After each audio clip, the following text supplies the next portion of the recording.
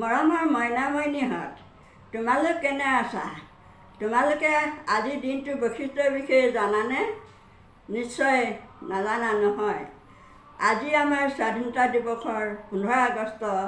এই স্বাধীনতা দিৱস 78 সংখ্যক স্বাধীনতা দিৱস, বুজি পাইছানে?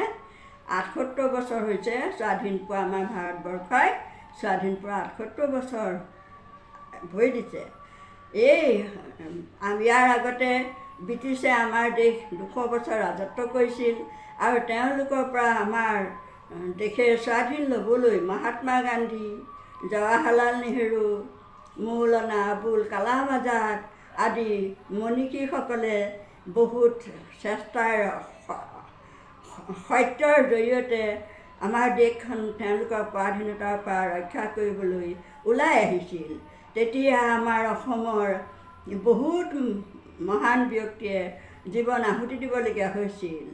উদাহৰণস্বৰূপে নগাঁৱৰ কনকলতা বৰুৱা, তেওঁ 14 বছৰীয়া এগৰাকী ছোৱালী, তেওঁ গহপুৰ থানাত পতাকা উত্তোলন কৰিবলৈ গৈ তেওঁক গুলীয়াই হত্যা কৰা হৈছিল।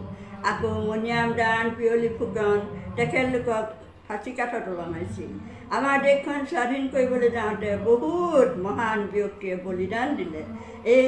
তেওঁলোকৰ মই এই সুযোগতে এই মহান ব্যক্তিসকলে আমাৰ দেশখন যে স্বাধীন কৰি থৈ গ'ল, তেখেতলোকক শ্ৰদ্ধাৰে সোঁৱৰিছোঁ। আৰু তেখেতলোকৰ প্ৰচেষ্টা 1947 চনৰ 15 আগষ্টৰ দিনটোত আমাৰ দেশখনে স্বাধীন লাভ কৰিলে। আমাৰ দেশখনৰ এটা বৈশিষ্ট্য আছে, নিচান আছে। এই নিচানখন হৈছে জাতীয় পতাকা। এই জাতীয় পতাকাখন সেই দিনটোতে দিল্লী লালকিল্লাত ইউনিয়ন জেক আঁতৰাই আমাৰ ভাৰতীয় এই জাতীয় পতাকাখন উত্তোলন কৰা হৈছিল। এই জাতীয় পতাকাখনৰ ৰং 3টা, বুজি পাইছানে? ওপৰে গেৰুৱা, মাজত শুকুলা, তলত শ্যামল আছে। আমাৰ জাতীয় পতাকাখনি কদাপি নহয় ক্ষয়। এই জাতীয় পতাকাখন ওপৰত গেৰুৱা ৰং আছে, ত্যাগৰ প্ৰতীক, মাজত শুকুলা ৰং আছে, শান্তিৰ প্ৰতীক, আৰু তলত সেউজীয়া ৰং আছে, শ্যামল মানে সেউজীয়া। এই সেউজীয়া ৰংটোৱে আমাক ভাৰতবৰ্ষখন শস্য শ্যামলা সেউজীয়া, তাক বুজাইছে। ইয়াৰ ভিতৰত এটা চক্ৰ আছে, তাত 24ডাল দাণ্ডি ঘূৰণীয়া এটা চক্ৰ আছে বগাৰ মাজত। সেই চক্ৰটোত 24ডাল দাণ্ডি আছে। সেই দাণ্ডিকেইডালে ইয়াকে সূচাইছে যে আমাৰ 24 ঘণ্টাই এদিন হয়।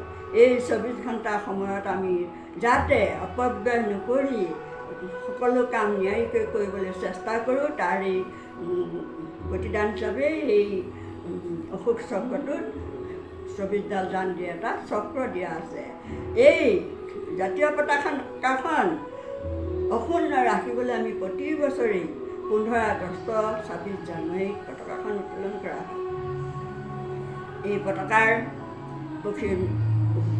3বৰ্ণীয়া জাতীয় পতাকা নীল আকাশত নাচে, ওপৰে গেৰুৱা, মাজত শুকুলা, তলত শ্যামল আছে। পতাকাখন 3বৰ্ণীয়া, সেয়েহে আমি সেই পতাকাখন অক্ষুণ্ণ ৰাখিবলৈ সদায় চেষ্টা কৰিব লাগিব। আৰু এই পতাকাখন আন সময়ত তোলাৰ নিয়ম নাই। 15 আগষ্ট গণতন্ত্ৰ দিৱস, স্বাধীনতা দিৱস, তেতিয়াহে পতাকাখন তোলা হয়। ইয়াৰো নিয়ম আছে। ৰাতিপুৱা 7টা বজাৰ পৰা 11 বজালৈকে পতাকাখন তুলিব পাৰিব। 5টা বজালেই পতাকাখন আমি নমাব লাগিব, নহ'লে অপমান কৰা হ'ব। এই উদ্দেশ্যেই মই তোমালোকক এই স্বাধীনতা দিৱসৰ বিষয়ে মই কথাখিনি ক'লোঁ। তোমালোকে আমি তেতিয়াৰ পৰাই স্বাধীন মনে আমি থাকিব পাৰিছোঁ, খাব পাৰিছোঁ, শুব পাৰিছোঁ, চলিব পাৰিছোঁ, বুজি পাইছানে মইনাহঁত? আমি যেতিয়ালৈকে এই স্বাধীনতা নাপাইছিলোঁ তেতিয়ালৈকে আমাৰ মহান মনীষীসকলে জীৱন আহুতি দি আমাৰ কাৰণে তেওঁলোকে এই স্বাধীনতা দিৱসটো দি থৈ গ'ল। আমি এই স্বাধীনতা দিৱসটো আমি পালন কৰিছোঁ আৰু বিভিন্ন ঠাইত এতিয়া সেই স্বাধীনতা দিৱসৰ পতাকা উত্তোলন কৰি তেওঁক সেৱা জনোৱা হৈছে। আৰু সকলোৱে আমি তেওঁক সেই পতাকাখনৰ তলত সংকল্পবদ্ধ হ'ব লাগিব, আমি যাতে কোনোদিন আমি পৰাধীন নহওঁ, সদায় আমি স্বাধীন মনে কৰি থাকিব পাৰিম আৰু সদায় থাকিবলৈ চেষ্টা কৰিব লাগিব। এতিয়া মই তোমালোকলৈ জ্যোতিপ্ৰসাদ ৰাভাদেৱে লিখি থৈ যোৱা এটা গীতেৰেই মই তোমালোকৰ এই স্বাধীনতা দিৱসৰ শেষ কৰিব বিচাৰিছোঁ। মোৰে ভাৰতৰে মোৰে সপোনৰে চিৰ সুন্দৰ সংস্কৃতি, মোৰে ভাৰতৰে মোৰে সপোনৰে চিৰ সুন্দৰ সংস্কৃতি। আজি শিল্পী মনৰ পনতি, আজি শিল্পী প্ৰাণৰ ভকতি,